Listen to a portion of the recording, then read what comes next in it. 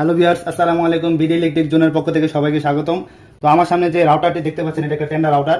তো এটা আপনাদেরকে আজকে আইপিএস সিস্টেমে কানেক্ট করে দেখাবো, অর্থাৎ আপনার কারেন্ট যদি না থাকে ব্যাটারিতে কীভাবে এই রাউটারটি চালাবেন সেই সিস্টেমটা আজকে আপনাদেরকে দেখিয়ে দেবো। তো এই যে আমার সামনে একটা রাউটার দেখতে পাচ্ছেন, আর এটা হচ্ছে 12 ভোল্টের একটা ব্যাটারি। তো দেখতে পাচ্ছেন এটা এম্পিয়ার খুবই কম, 5 এম্পিয়ার।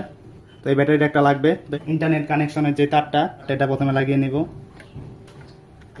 আর যে পোর্ট দেখতে পাচ্ছেন রাউটারের, ডিসি পোর্ট, এই যে মাথাটা দেখতে পাচ্ছেন যেটা ব্যাটারি থেকে আসছে, এটা এখানে জাস্ট লাগিয়ে দিবেন।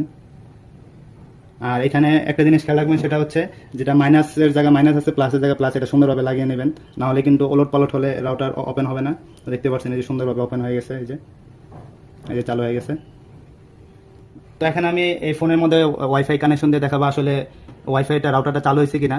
তো এই দেখেন আমি ওয়াইফাই সেকশনে চলে গেলাম।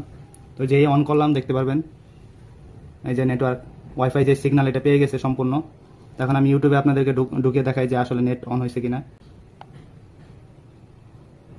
তো ভিউয়ার্স দেখতে পাচ্ছেন অসাধারণ সুন্দরভাবে নেট কানেকশন হয়ে গেছে। তো ভিউয়ার্স টেকনিকটা দেখতে পেলেন। তো আপনাদের বাসায় যদি এরকম রাউটার থাকে, সেক্ষেত্রে একটা 12 ভোল্টের ব্যাটারি নিয়ে যত কম এম্পিয়ার নেওয়া যায় এভাবে কানেক্ট করে নিতে পারেন। জাস্ট খালি ব্যাটারি থেকে রাউটারের যে পিন আছে ওইখানে লাগিয়ে নেবেন, তাহলে সুন্দরভাবে রাউটারটি ওপেন হয়ে যাবে এবং কারেন্ট না থাকলেও দিব্যি চালাতে পারবেন নেট।